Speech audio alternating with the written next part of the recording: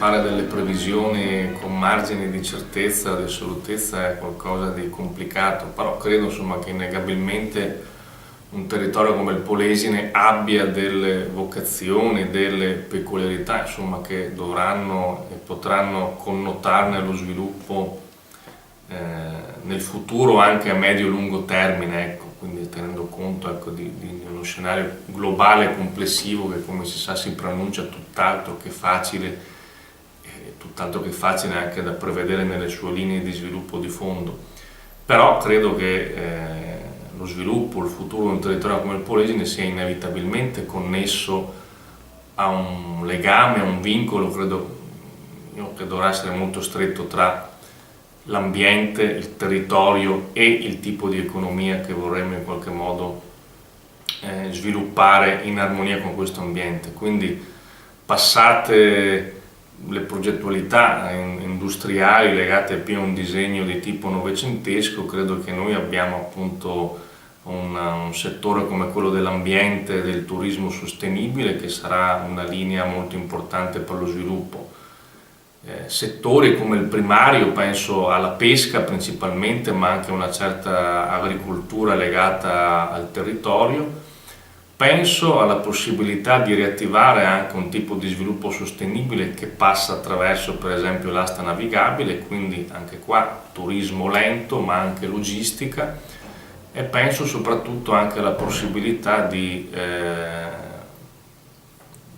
veicolare, vendere, ecco, passatemi l'espressione, in modo diverso e più incisivo quella che è l'identità di un territorio di cerniera, di frontiera tra Veneto ed Emilia.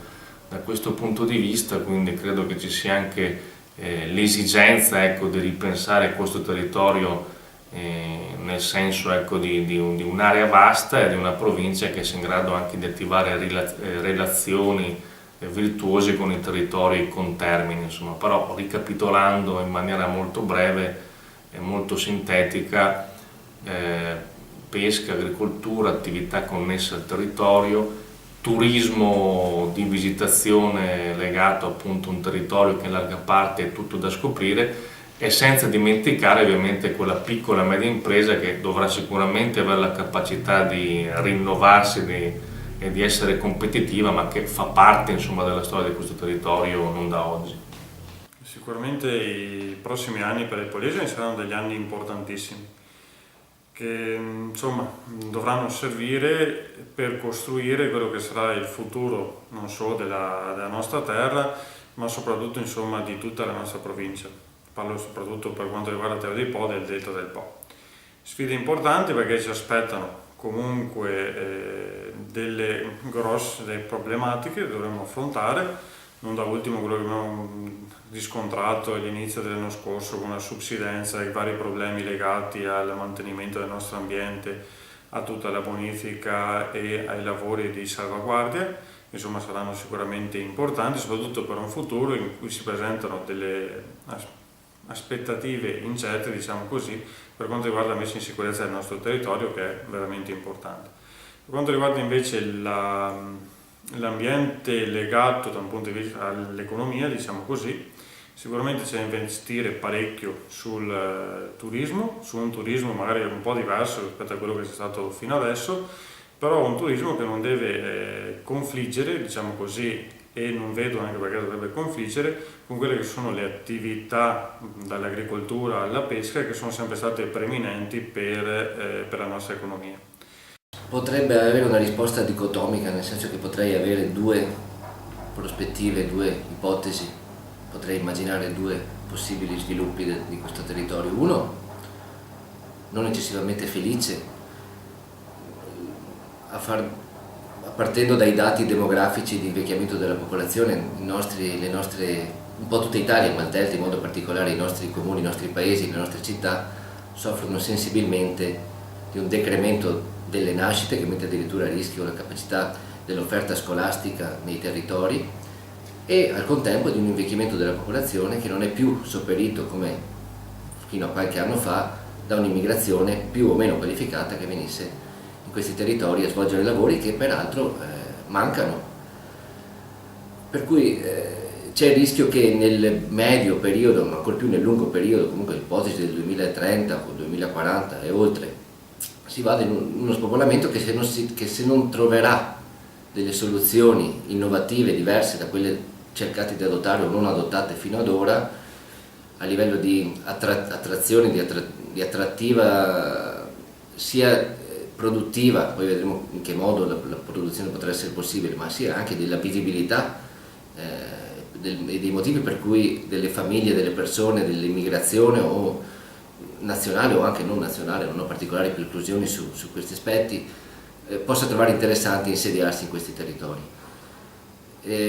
Quindi se dovessi pensare che tutto andrà come sta andando, non posso ipotizzare grandi risorse socio-economiche per questo territorio, non avrei gli elementi per farlo,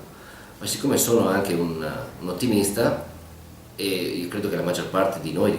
della gente che vive in questo territorio, lo è storicamente per le difficoltà che storicamente ha sempre dovuto affrontare, fino all'altro ieri, fino alle alluvioni che sono storicamente l'altro ieri, e dalle quali ha saputo sollevarsi. Quindi io penso che questo territorio che è in sofferenza possa anche trovare in sé le risposte e le soluzioni oppure degli approcci diversi per risolvere alcuni problemi fra quelli dell'attrattiva, della capacità di insediare e di dare occupazione nel territorio. Beh, io sono del parere che il Delta del Po abbia una grande potenzialità ancora inespressa, una potenzialità che doveva trovare nel parco regionale un punto importante di riferimento. In realtà il parco regionale non è decollato come si auspicava, anzi la nuova legge in discussione in regione toglie alle autorità locali una serie di competenze che è un tutto dire, insomma. Senza voler polemizzare, ma sembra che il primo organismo che crede poco al parco sia proprio la regione, che dovrebbe essere il nostro riferimento. Però bisogna vedere sempre il bicchiere mezzo pieno, per cui io ritengo che il discorso del parco interregionale sia un discorso molto importante, perché possiamo creare sinergie serie in un ambiente che è unico, come tutti sanno. È chiaro che poi bisogna dare contenuti a quello che è sempre mancato, che è una progettualità che definisca obiettivi, priorità, azioni, come qualsiasi progetto serio deve prevedere. Allora immagino lo sviluppo nel 2030 del Polesine con un grande sviluppo, proprio perché la sinergia che si sta creando negli ultimi tempi fra i comuni limitrofi è quelli di fare un'unica politica, proprio perché consapevoli che l'unione fa la forza e consapevoli che il nostro territorio ha delle potenzialità proprio dal punto di vista delle valenze turistiche che sicuramente nel tempo daranno le soddisfazioni che negli anni abbiamo coltivato e daranno il giusto frutto e soddisfazione a tutti gli operatori turistici. Allora, il sviluppo del Delta del Po diciamo, credo che sia assolutamente legato al territorio e all'ambiente sul quale il Delta, che è la caratteristica principale del Delta, per cui certamente il futuro è legato a questo. Io vedo un futuro sicuramente di sviluppo di carattere delle attività primarie, e quindi dalla pesca all'agricoltura eccetera, ma sicuramente credo che questo sia un territorio vocato al turismo, vocato allo sviluppo turistico, e credo che sia questa la nostra carta vincente per il futuro. Polesine deve mettere a frutto quelle che sono le sue peculiarità. Da questo punto di vista possiamo giocare delle carte che altri territori purtroppo non possono giocare. Il Polesine ha superato tutta la fase di insicurezza del suo territorio. Oggi, anche nel panorama veneto, è uno dei territori paradossalmente più sicuri, per cui questo non rappresenta più un gap, diciamo, in termini di sicurezza per quanto riguarda gli investimenti, e soprattutto il Polesine è stato risparmiato da quello che è stato il fenomeno del nord-est, con quel continuum di aree cementificate di capannoni che ha risparmiato il nostro territorio, per cui è un'area sostanzialmente integra che deve far leva, per pensare alla sua prospettiva di sviluppo, su quelle che sono le sue qualità ambientali, che oggi debbono segnare, e sempre più lo segneranno in futuro, un vero valore aggiunto.